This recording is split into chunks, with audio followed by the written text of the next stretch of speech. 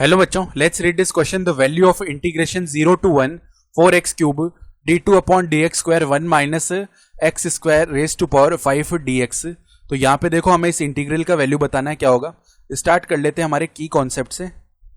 की कॉन्सेप्ट देखो क्या हो जाएगा अगर ऐसे लिखा हुआ है इंटीग्रेशन ऑफ u मल्टीप्लाई में v dx, जहाँ पे u को हम फर्स्ट फंक्शन v को हम सेकंड फंक्शन बोल रहे हैं।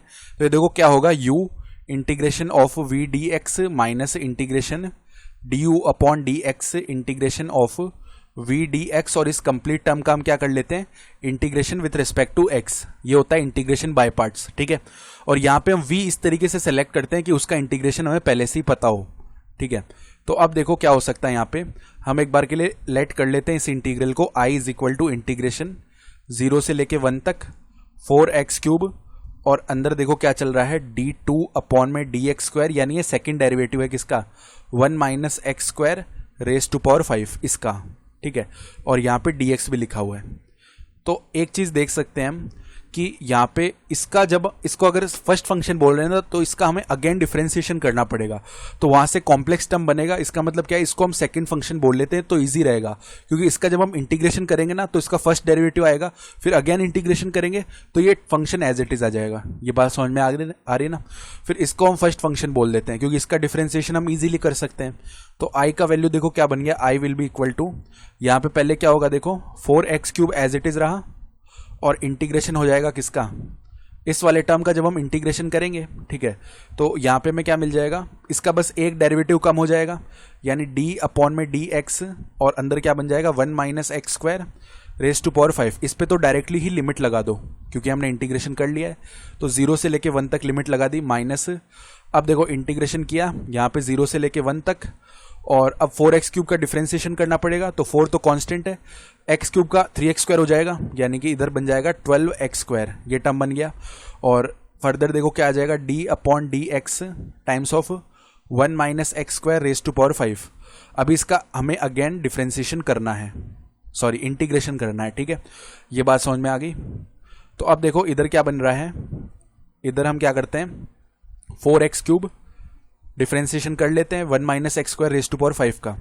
तो 5 आगे आ गया, और 1 माइनस एक्स स्क्वायर की पावर ऑफ 4 बन जाएगी। फिर 1 माइनस एक्स स्क्वायर का चेन रूल से अगेन डिफरेंशिएशन किया तो माइनस का 2x बन जाएगा। ये टर्म बना, लिमिट है यहाँ पे 0 से लेके 1 तक। माइनस में 12 हमने बाहर निकाल लिया, ठीक है। 12 बाहर निकाल लिया तो चलो यहाँ पे 12 बाहर निकाल लिया, और 0 से लेके 1 तक इंटीग्रेशन है एक्स स्क्वायर मल्टीप्लाई में d अपॉन में dx 1 minus x square raise to power 5, और यहाँ पे dx है। ये बात समझ में आ गई। यानी i का देखो फर्दर वैल्यू क्या बन रहा है, इधर से अगर हम सिंप्लीफाई करना चाहें तो 4 मल्टीप्लाई 5 कितना होगा 20, 20 मल्टीप्लाई में -2 यानी माइनस का 40, यानी -40 तो हम बाहर निकाल लेते हैं क्योंकि कांस्टेंट ही है ये तो।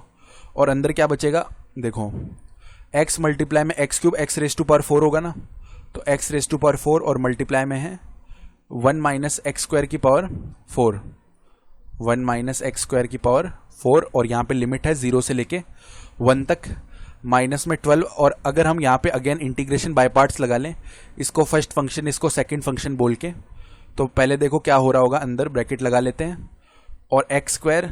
अब इसका जब हम अगेन इंटीग्रेशन करेंगे ना, क्योंकि इसका डिफरेंशिएशन लिखो, इसका इंटीग्रेशन करने पे यही आ जाएगा। तो एक्स स्क्वायर मल्टीप्लाई में 1 माइनस एक्स स्क्वायर की पावर 5, ये बन गया।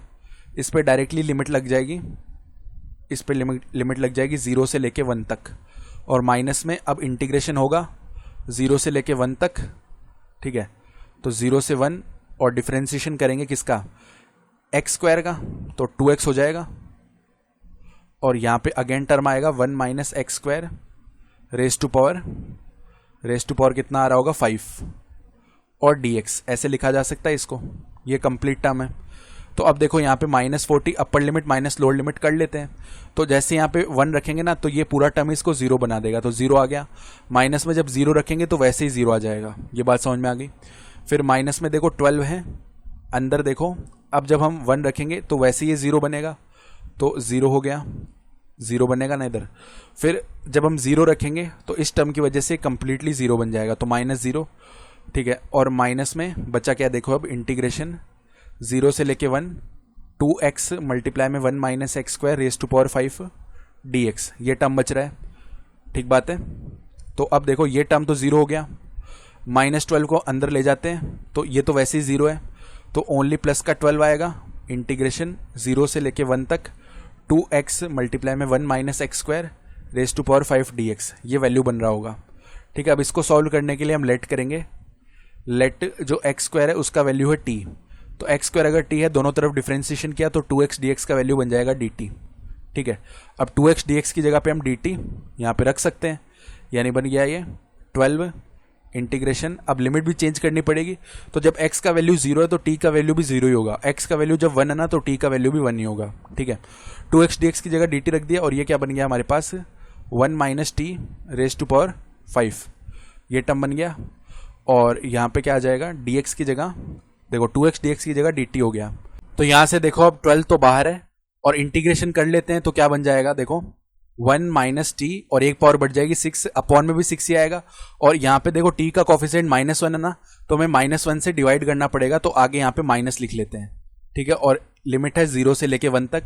अब ये बन गया -2 upper limit minus lower limit कर देंगे तो t की जगह 1 रखा तो 0 बन जाएगा, 0 रेज टू पावर 6 0 ही होता है, माइनस में 1 रेज टू पावर 6 यानी 1 ही बन जाएगा, यानी वैल्यू बन गया ये 2। तो फाइनल आंसर इस क्वेश्चन के लिए 2 आ जाएगा। I hope you understood this explanation. Best of luck.